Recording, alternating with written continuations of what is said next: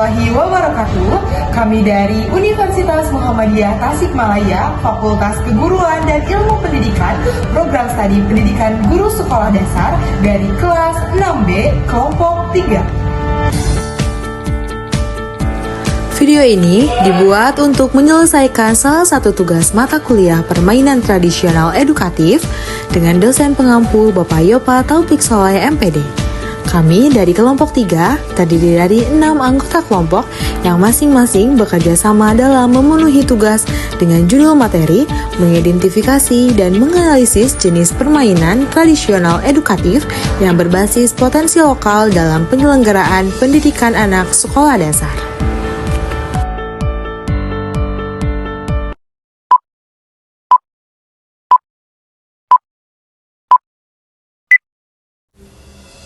Sebelum kami melanjutkan pembahasan lebih lanjut, izinkan kami untuk memperkenalkan diri terlebih dahulu.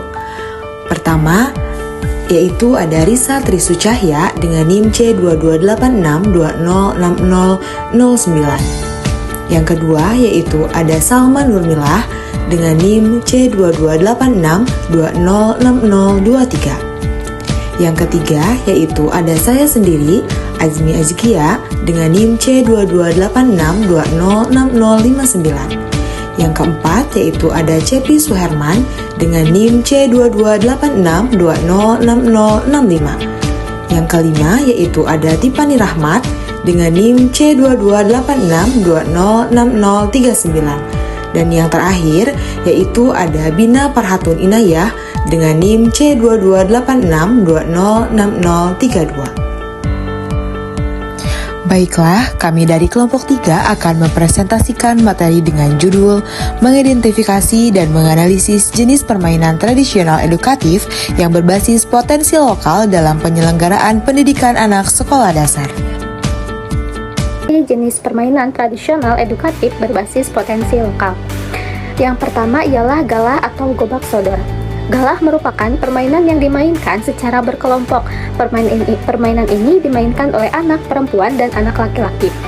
Cara bermainnya adalah setiap pemain harus memasuki kalang demi kalang yang dijaga oleh penjaga garis menang. Nilai-nilai yang terkandung dalam permainan galah diantaranya yang pertama yaitu kejujuran. Pada permainan tradisional galah, ada penghayatan yang langsung dari pengalamannya bermain. Anak akan memiliki nilai kejujuran karena dalam bermain, ia berusaha untuk jujur jika berada dalam kelompok yang mendapat giliran bermain, mengakui jika tersentuh lawan atau melewati batas mati. Yang kedua adalah nilai sportivitas. Nilai ini juga bisa diperoleh anak melalui pembiasaan. Mengikuti aturan yang ada dalam permainan galah. Misalnya, anak terbiasa bermain sportif, maka ia akan memiliki nilai sportivitas. Yang ketiga yaitu nilai kerjasama. Nilai kerjasama yang dapat diambil dari permainan galah ini, kerjasama dari anggota tim yang berjaga maupun anggota tim yang bermain. Yang keempat adalah nilai pengaturan strategi. Dalam permainan galah ini, merangsang aktivitas berpikir menentukan strategi untuk menjadi pemenang. Yang kelima yaitu nilai kepemimpinan. Dalam permainan galah ini, pemimpin mengatur anggotanya. Bebedugan. Bebedugan dilakukan minimal oleh 2 orang dan maksimal tak terbatas jumlahnya. Sedikit atau banyaknya jumlah pemain akan mempengaruhi cepat atau lamanya permainan tersebut. Semakin sedikit jumlah pemain, maka permainan akan cepat selesai. Sebaliknya, jika banyaknya pemain, maka permainan akan lama selesai. Permainan bebedugan ini sangat sering dimainkan oleh anak laki-laki. Permainan bebedugan memiliki nilai-nilai yang terkandung dalam setiap permainannya. Yang pertama yaitu nilai kedisiplinan. Nilai pada permainan bebedugan ini melalui penghayatan para pemainnya. Nilai kedisiplinan ini ditunjukkan secara tidak langsung saat pemain mau mematuhi aturan dalam permainan bebedugan. Selain itu, ditunjukkan saat para pemain mau mengantri pada permainan tersebut. Yang kedua yaitu nilai ketangkasan. Nilai ketangkasan dapat dilihat dari gerakan anak saat melakukan permainan bebedugan. Gerakan lompatan-lompatan dengan satu kaki dapat melatih ketangkasan anak dan juga keseimbangan fisik. Ketiga yaitu nilai sosial. Nilai sosial yang terkandung pada permainan bebedugan ini dapat dilihat dari jumlah anak yang ikut pada permainan bebedugan. Bebedugan biasanya dimainkan oleh 2-5 orang. Sehingga mau tidak mau mereka harus bersosialisasi dan saling berkomunikasi satu sama lain. Yang keempat yaitu nilai kesehatan. Pada permainan bebedugan ini dapat dilihat dari gerak lompat yang dimainkan oleh anak-anak. Saat melompat, anak telah melakukan olahraga sehingga mendapatkan tubuh yang sehat. Backland biasanya dimainkan oleh anak perempuan, namun bisa dimainkan juga oleh anak laki-laki. Pada permainan backland ini, biasanya anak-anak perempuan menggunakan 6 buah kuk dan 1 backland, yaitu sebuah bola berukuran kecil. Permainan backland bisa dilakukan di mana saja, asalkan tempat yang datar. Ini terdapat nilai-nilai edukatif. Yang pertama yaitu nilai ketangkasan. Nilai ketangkasan pada permainan backland ini, si pemain backland dengan cepatnya mengambil kuk sebelum bola yang berada di atas jatuh ke lantai. Yang kedua yaitu nilai kejujuran. Nilai kejujuran pada permainan ini adalah ketika si pemain mengakui kesalahannya jika salah satu kuk terkena kuk yang lainnya. Selanjutnya yang keempat yaitu congklak atau congkak. Pada umumnya dimainkan oleh anak perempuan, namun tak jarang anak laki-laki pun ada yang melakukannya. Congklak dilakukan oleh 2 orang. Mereka bermain berhadapan-hadapan dengan di tengahnya diletakkan papan congklak. Papan terbuat dari plastik dan kayu. Nilai-nilai edukatif pada permainan tradisional congkak, yang pertama nilai kejujuran, yang kedua nilai sosial. Selanjutnya yang orayan merupakan permainan yang menirukan ular sedang berjalan. Inti permainannya adalah masing-masing ular harus menambah panjang ekornya alias menambah jumlah anggotanya dengan cara memangsa dari ular yang menjadi lawannya. Permainan ini bersifat hiburan. Permainannya bisa anak perempuan saja, anak laki-laki saja, atau gabungan keduanya. Semakin banyak jumlah peserta akan semakin meriah permainannya. Dari beberapa jumlah pesertanya, 2 orang bertugas sebagai induk atau kepala ular. Nilai-nilai edukatif pada permainan tradisional oray-orayan. Yang pertama, nilai kerjasama, yang kedua nilai keindahan, yang ketiga nilai kepemimpinan. Baik, di sini saya akan menjelaskan mengenai nilai edukatif permainan tradisional. Yang pertama yaitu ada nilai kognitif. Permainan tradisional berperan penting dalam mengasah keterampilan berpikir anak. Nah, dalam permainan, anak-anak dituntut untuk memecahkan masalah, membuat keputusan, serta mengembangkan strategi yang dapat membantu mereka untuk menang. Nah, nilai motorik. Permainan tradisional seringkali melibatkan aktivitas fisik yang membantu mengembangkan keterampilan motorik kasar dan halus anak. Nah, permainan ini melatih keseimbangan, koordinasi, kecepatan, serta daya tahan yang berkontribusi terhadap kesehatan fisik dan perkembangan motorik anak. Nilai emosional. Nah, permainan tradisional juga berperan dalam membantu anak mengelola dan memahami emosinya. Nah, saat bermain, anak-anak mengalami berbagai situasi yang menuntut mereka untuk mengendalikan perasaan, menghadapi tantangan, serta menerima kemenangan atau kekalahan dengan bijak. Yaitu ada nilai budaya. Nah, permainan tradisional merupakan bagian dari identitas budaya suatu daerah dan mencerminkan nilai-nilai serta filosofi kehidupan masyarakat setempat. Nah, melalui permainan ini, anak-anak tidak hanya memperoleh kesenangan, tetapi juga belajar tentang sejarah, tradisi, serta pentingnya menjaga warisan budaya. Mengenai dampak permainan tradisional bagi siswa sekolah dasar. Nah, terdapat 5 dampak permainan tradisional bagi siswa sekolah dasar. Yang pertama adalah permainan tradisional dapat meningkatkan keterampilan dan emosional bagi siswa sekolah dasar. Yang kedua, permainan tradisional dapat melatih keterampilan motorik dan kognitif. Yang ketiga, permainan tradisional dapat meningkatkan karakter dan nilai moral. Yang keempat, yaitu permainan tradisional menyajikan pembelajaran yang menyenangkan dan bermakna. Dan yang terakhir, yang kelima, dampaknya adalah permainan tradisional memiliki pengaruh positif terhadap kesehatan fisik. Nah, di sini saya akan menjelaskan satu persatu dampaknya. Nah, baik, untuk penjelasan dampak yang pertama yaitu permainan tradisional dapat meningkatkan keterampilan sosial dan emosional bagi siswa sekolah dasar. Nah, pada poin ini meliputi yang pertama yaitu permainan tradisional ini mengajarkan kerjasama dan gotong royong. Jadi banyak permainan tradisional yang dimainkan secara berkelompok dan menuntut adanya kerjasama antar pemain untuk mencapai tujuan bersama. Nah, salah satu contoh dari permainan tradisionalnya yaitu adalah bentengan ataupun gobak sodor. Bentengan dan gobak sodor ini juga mengajarkan tentang kerjasama dan gotong royong. Lalu yang kedua, permainan tradisional mengajarkan empati dan toleransi, di mana melalui interaksi dalam permainan, anak-anak ini belajar memahami perbedaan, menghargai pendapat orang lain, dan mengembangkan rasa empati. Nah, adapun contoh permainannya yaitu adalah seperti permainan congklak, di mana meskipun permainan congklak ini dimainkan dua orang, tetapi pemain belajar untuk menunggu giliran dan menghargai strategi lawan. Nah, lalu yang ketiga, permainan tradisional ini mengajarkan pengendalian diri dan sportivitas. Permainan tradisional seringkali memiliki aturan yang harus kita ikuti. Nah, hal ini melatih anak-anak untuk mengendalikan diri, bersabar, dan menerima kekalahan dengan lapang dada.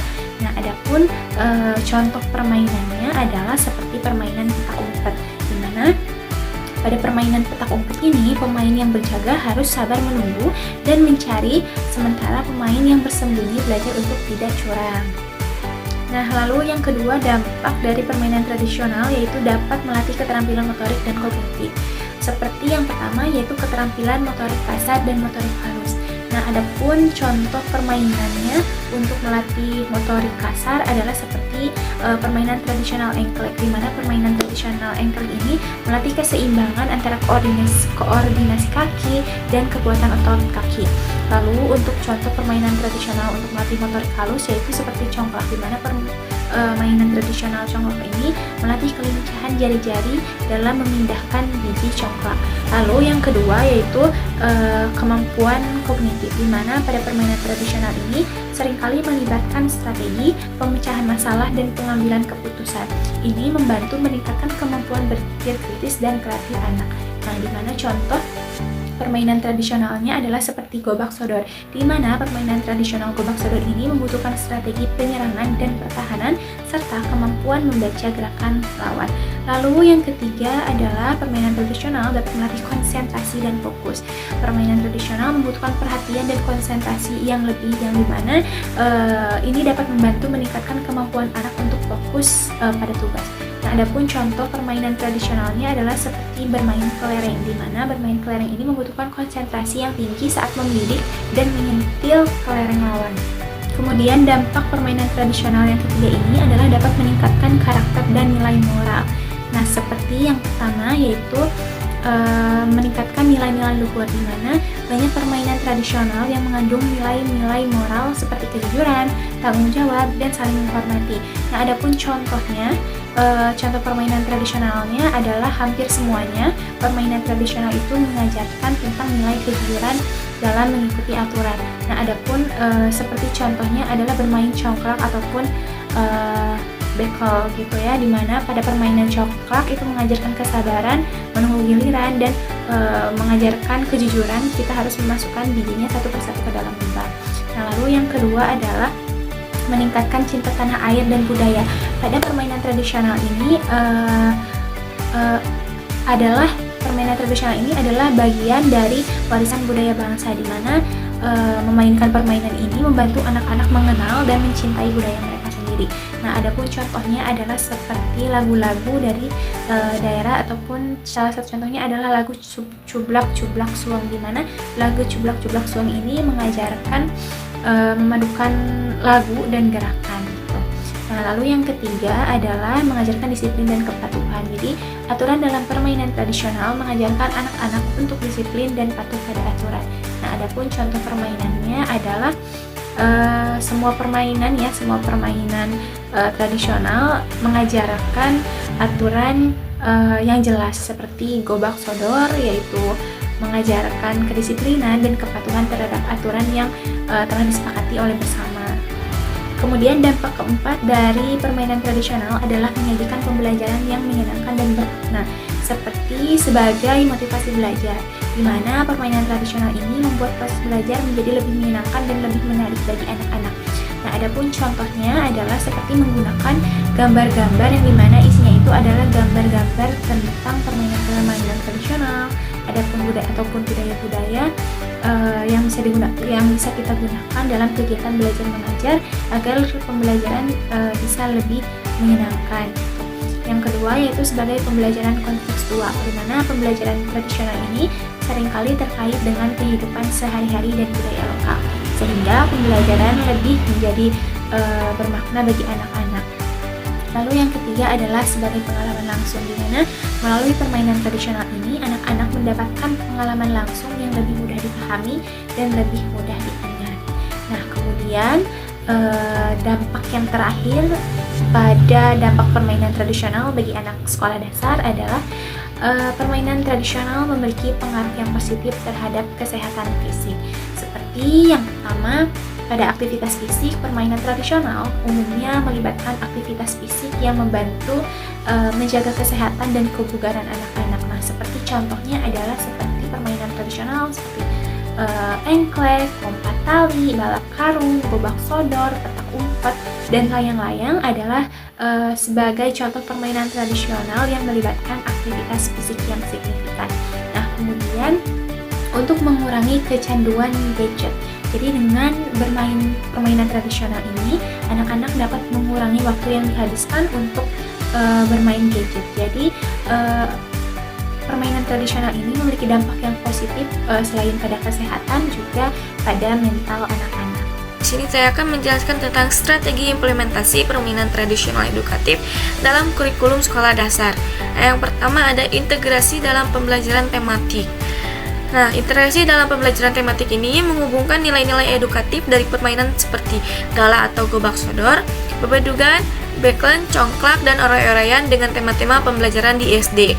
Yang kedua, bisa menyusun RPP yang mengintegrasikan permainan tradisional sebagai media pembelajaran untuk mencapai kompetensi dasar tertentu. Nah, misalnya congklak untuk pembelajaran matematika, yaitu berhitung atau strategi. Yang kedua, oray-orayan untuk pembelajaran seni dan budaya. Yang ketiga, galah atau gobak sodor untuk pembelajaran pendidikan jasmani dan pembentukan karakter kerjasama. Yang kedua, ada program khusus permainan tradisional. Mengalokasikan waktu khusus, misalnya 2 jam per minggu untuk kegiatan permainan tradisional. Yang kedua, ada menyelenggarakan acara tahunan yang memperkenalkan dan melestarikan permainan tradisional berbasis potensi lokal. Yang ketiga, membentuk kelompok ekstrakurikuler yang fokus mempelajari dan mengembangkan permainan tradisional. Yang ketiga, ada pendekatan berbasis kompetensi dan karakter. Nah, pendekatan berbasis kompetensi dan karakter ini mengembangkan rubrik penilaian yang mengukur perkembangan nilai-nilai seperti nilai kejujuran dari permainan gala dan congklak. Yang kedua ada nilai ketangkasan dari permainan bebedugan dan backland. Nah, yang ketiga ada nilai kepemimpinan dari permainan galah dan oray-orayan. Nah, nilai kepemimpinan dari permainan galah dan oray-orayan ini menerapkan refleksi pasca permainan untuk mendiskusi nilai karakter yang dipelajari oleh siswa. Yang keempat ada pengembangan lingkungan belajar.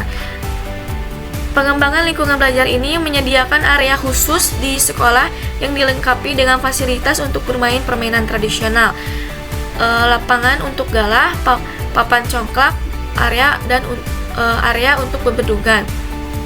Yang kedua